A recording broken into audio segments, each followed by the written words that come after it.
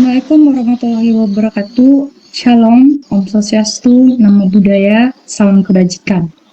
Di sini saya akan membagikan sedikit materi mengenai patofisiologi gagal jantung, paten ductus arteriosus, tetralogi Fallot, dan ventricular atau atrial septal duct.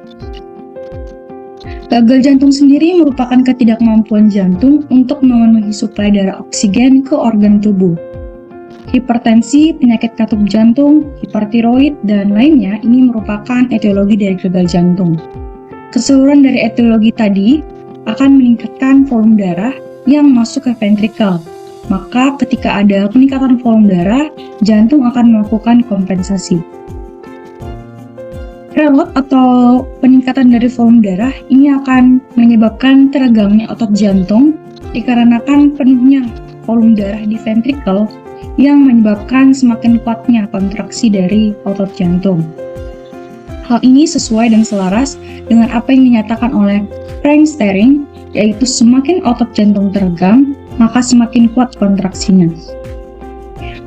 Untuk kompensasi yang dilakukan jantung, yaitu ada pertama, hipertrofi dari ventrikel. Kontraksi otot jantung yang kuat dan terus-menerus akan menyebabkan remodeling ventricle, yaitu hipertrofi dari otot jantung. Volume pada ventrikel ini akan mengecil dikarenakan perbesaran dari otot jantung yang menyebabkan ruangan pada ventrikel ini akan mengecil. Yang kedua dari kompensasinya yaitu aktivasi dari neurohormonal. Hipertrofi dari ventrikel ini akan menyebabkan cardiac output-nya ini menurun, yaitu volume darah yang akan dikeluarkan dari jantung menurun, maka akan merangsang yang pertama adalah sistem saraf simpatis. Saat jantung ini mengalami disfungsi, baroreseptor di dinding arteri ini akan mendeteksi penurunan curah jantung dan tekanan darah. Respon ini juga akan mengaktifkan dari sistem saraf simpatis yang kemudian akan meningkatkan denyut jantung yang biasanya pada pasien akan mengalami takikardia dan kontraktilitas jantung untuk mempertahankan dari output jantungnya. Aktivasi dari sistem saraf simpatis yang terus-menerus ini akan menyebabkan vasokonstriksi yang meningkatkan resistensi perifer dan afterload atau beban akhir yang harus diatasi oleh ventrikel saat memompa ini akan meningkat. Beban yang lebih tinggi ini akan memaksa jantung bekerja lebih keras dan akan memperburuk dan dari kerusakan miokard dan mempercepat dari perkembangan gagal jantung. Sistem saraf simpatis ini akan meningkatkan pelepasan katekolamin seperti norepinefrin yang dalam waktu panjang ini dapat menyebabkan aritmia, fibrosis jantung, dan peningkatan dari apoptosis atau kematian sel pada sel-sel miokardnya. Yang kedua, cardiac output ini yang menurun, ini akan merangsang dari sistem renin-angiotensin-aldosteron atau RAS. Penurunan dari aliran darah ke ginjal yang terjadi akibat penurunan dari curah jantung tadi, ini akan memicu pelepasan renin oleh ginjal. Renin sendiri merupakan enzim yang mengubah angiotensinogen menjadi angiotensin 1. Angiotensin 1 ini kemudian diubah menjadi angiotensin 2 oleh enzim angiotensin converting enzyme atau ACE di paru-paru. Angiotensin 2 ini merupakan vasokonstriktor yang kuat yang meningkatkan tekanan darah dengan mempersempit pembuluh darah, yang dimana meningkatkan dari afterload dan memaksa jantung bekerja lebih keras. Angiotensin 2 ini merangsang kelenjar adrenal untuk melepaskan aldosteron, hormon yang meningkatkan retensi dari natrium dan air di ginjal, dan menambah volume darah. Volume berlebih inilah yang akan memperberat dari beban jantung, yang menyebabkan edema paru dan edema perifer pada gagal jantung kiri dan juga kanan. Dan angiotensin 2 ini juga akan merangsang pembentukan dari kolagen dan fibrosis di otot jantung yang menyebabkan remodeling tadi perubahan struktur, yaitu hipertrofi jantung yang membuat jantung menjadi lebih kaku dan kurang efisien dalam memompa darah. Selanjutnya ada sistem peptida natriuretik. Jantung yang menghasilkan peptida diuretik, natriuretik atrial atau ANP, dan peptida natriuretik tipe B atau BNP sebagai respons terhadap peregangan dinding jantung akibat peningkatan dari tekanan dan volume. Peptida ini memiliki efek diuretik, yaitu meningkatkan pengeluaran cairan air oleh ginjal dan vasodilatasi atau pelebaran pembuluh darah yang berlawan dengan efek dari sistem simpatis dan renin-angiotensin aldosteron atau RAS tadi. Meskipun peptida natriuretik ini dapat membantu mengurangi volume darah dan tekanan pada jantung, mereka ini seringkali tidak cukup untuk melawan efek dari sistem simpatis dan RAS, terutama pada tahap lanjut dari gagal jantung. Dan yang terakhir ada sistem vasopresin, penurunan curah jantung yang menyebabkan aktivasi pusat di otak yang merangsang pelepasan dari ADH atau antidiuretik hormon dari kelenjar pituitari. Vasopresin ini meningkatkan retensi air di ginjal sehingga akan meningkatkan dari volume darah. ADH atau antidiuretik hormon ini menyebabkan vasokonstriksi ringan, di mana meningkatkan tekanan darah dan memperberat dari afterload pada jantung yang sudah lemah. Selanjutnya mengenai patofisiologi dari patent ductus arteriosus atau PDA. PDA ini sendiri merupakan kelainan bawaan di mana ductus arteriosus yang menghubungkan aorta dan juga arteri pulmonalis pada janin atau pada individu tertentu gagal menutup setelah mereka lahir. Pada bayi sendiri, patent ductus arteriosus ini menyebabkan shunt kiri ke kanan, yang dimana aliran darah dari aorta ke pulmonalis yang mengarah pada 3 hal, yaitu peningkatan aliran darah pulmonal, kelebihan beban ventrikel kiri, serta hipertensi dari pulmonal.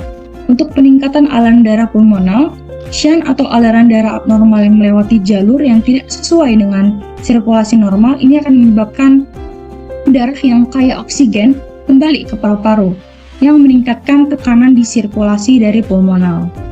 Yang kedua mengenai kelebihan beban ventrikel kiri.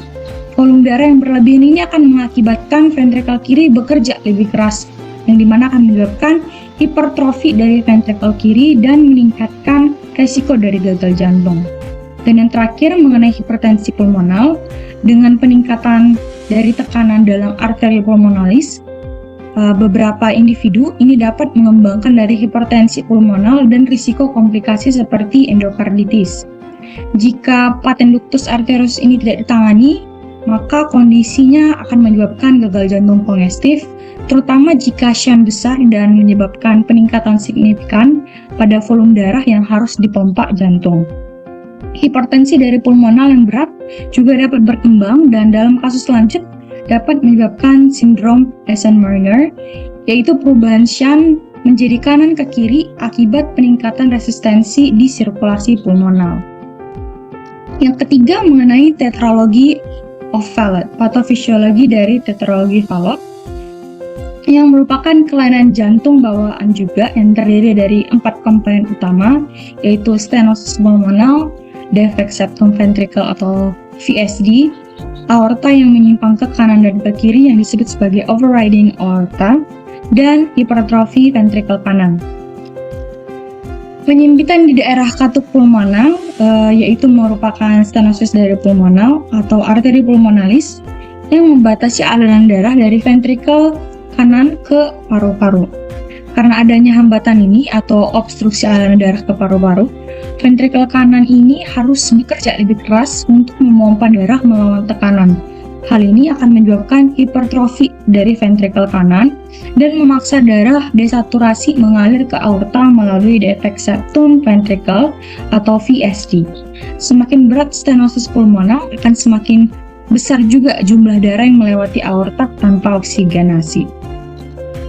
Selanjutnya mengenai defect septum ventricle atau VSD, yaitu merupakan adanya lubang pada septum yang memisahkan ventrikel kanan dan kiri yang memungkinkan darah mengalir bebas di antara kedua ventrikel. Karena tekanan pada ventrikel kiri ini lebih tinggi daripada ventrikel kanan, maka sebagian darah dari ventrikel kiri yang beroksigen mengalir ke ventrikel kanan. Namun dalam tetralogi of Fallot, stenosis pulmonal ini akan menyebabkan peningkatan tekanan di ventrikel kanan yang dapat membuat darah desaturasi dari ventrikel kanan mengalir langsung ke ventrikel kiri, lalu ke aorta.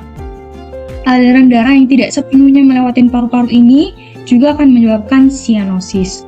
Selanjutnya, hipertrofi ventrikel kanan, yang dimana beban tambahan akibat dari stenosis pulmonal atau penyempitan dari pulmonal ini akan menyebabkan hipertrofi ventrikel kanan atau penebalan dari dinding ventrikel kanan.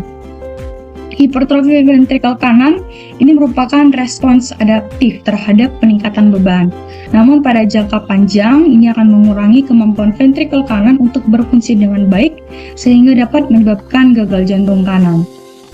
Dan yang terakhir ada overriding aorta, yang dimana aorta dalam tetralogi ovalet ini tidak sepenuhnya terletak di atas ventrikel kiri, melainkan sebagian berada di atas defect septum ventricle. Karena posisinya yang menyimpang, aorta ini akan menerima campuran darah dari ventrikel kanan dan juga kiri, yang dimana menyebabkan darah yang belum teroksigenasi terdistribusi ke sirkulasi sistemik yang berkontribusi pada rendahnya kadar oksigen di dalam tubuh dan memperburuk dari cyanosis. Dan yang terakhir mengenai defect septum ventricle atau atrium, VSD atau ESD. VSD dan ESD atau defect septum ventricle atau atrium ini merupakan kelainan struktural di mana terdapat lubang pada septum yang memisahkan ruang jantung yang menyebabkan shunt yang bergantung pada tekanannya. Yang pertama mengenai ventricular septal defect atau VSD. Pada VSD sendiri, lubang pada septum ventricle ini memungkinkan darah dari ventrikel kiri yang bertekanan lebih tinggi seperti dijelaskan sebelumnya mengalir ke ventrikel kanan. Hal ini menyebabkan peningkatan aliran darah ke paru-paru dan peningkatan beban volume pada ventrikel kiri dan paru-paru. Karena darah dari ventrikel kiri tadi mengalir ke ventrikel kanan, maka terjadi peningkatan aliran darah ke sirkulasi pulmonal. Kondisi ini juga akan memicu dari hipertensi pulmonal atau peningkatan tekanan pada pembuluh darah paru dalam jangka panjang yang dapat menyebabkan perubahan struktural pada arteri pulmonalis dan peningkatan resistensi paru. Overload volume yang kronis pada ventrikel kiri dan peningkatan tekanan pada ventrikel kanan karena darah yang masuk berlebih tadi dari ventrikel kiri akan menyebabkan hipertrofi ventrikel kiri dan kanan. Pada kasus yang berat, hal ini dapat menyebabkan gagal jantung jika tidak ada intervensi yang mengurangi shunt atau memperbaiki dari defeknya. Jika hipertensi pulmonar berlangsung lama, maka tekanan di ventrikel kanan ini bisa menjadi lebih tinggi daripada di ventrikel kiri. Kondisi ini dapat membalikkan area dari arah shunt menjadi shunt kanan ke kiri, yang menyebabkan darah deoksigenasi mengalir ke sirkulasi sistemik dan memicu cyanosis, di mana kondisi ini sebelumnya telah dijelaskan, yaitu kondisi Eisenmenger syndrome dan merupakan komplikasi serius dari VSD yang tidak diobatin. Dan yang terakhir mengenai atrial septal defect atau ASD. Pada ASD, darah ini akan mengalir dari atrium kiri yang bertekanan lebih tinggi ke atrium kanan. Shunt ini menyebabkan peningkatan volume darah di atrium dan ventrikel kanan, serta meningkatkan aliran darah ke paru-paru. Volume berlebih di atrium kanan dan ventrikel kanan ini akan memicu dilatasi dan hipertrofi pada ventrikel kanan dan atrium kanan. Karena keduanya ini harus bekerja lebih keras untuk memompa volume darah yang lebih besar ke paru-paru, maka seperti pada VSD, peningkatan aliran darah ke paru-paru ini dapat menyebabkan juga hipertensi pulmonal. Dalam kasus ASD atau atrial septal defect yang tidak diobatin, ini juga dapat berkembang menjadi sindrom Eisenmenger dengan pembalikan shunt yang menyebabkan cyanosis dan juga hipoksemia. ASD yang lama ini dapat menyebabkan dilatasi atrium atau dengan resiko aritmia dan juga stroke. Dilatasi atrium kanan yang meningkatkan risiko aritmia atrial seperti fibrilasi atrium. Pada ASD ada juga risiko dari stroke paradoksikal di mana emboli dari sirkulasi vena dapat melewati lubang ASD dan masuk ke sirkulasi arteri. yang dimana akan berpotensi menyumbat pembuluh darah di otak. Sekian yang dapat saya jelaskan mengenai sedikit materi patofisiologi gagal jantung, paten ductus arteriosus, tetralogi Fallot, dan juga ventricular atrial septal reflex.